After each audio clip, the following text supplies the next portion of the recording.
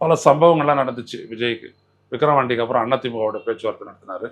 அப்புறம் கரூரில் நடந்த நெரிசல் மரணங்கள்.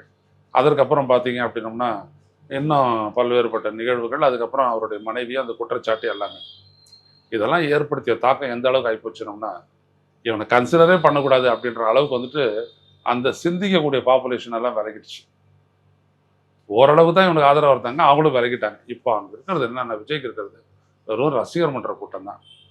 அப்படியே அண்ணன், விசிலு அவ்வளோதான். அதை தாண்டி வேற எதுவுமே கிடையாது. வீட்டுக்கு வீடு விஜய், விஜய் அதெல்லாம் எதுவுமே இல்லை. ஒண்ணுமே கிடையாது.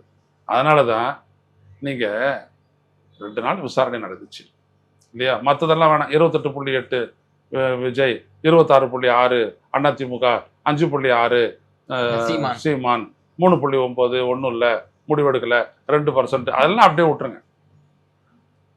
விஜயனுடைய இந்த ஒரு பர்டிகுலர் கதை எடுத்துங்க. 28.8% ஓட்டு அப்படின்றது தெரிஞ்சிச்சு அப்படின்னா, ஒரு நாளும் மக்கள் மத்தியில் எங்கேயாவது ஒரு இடத்துல அவன் நின்று பேசிக்கிட்டே இருந்திருப்பான்.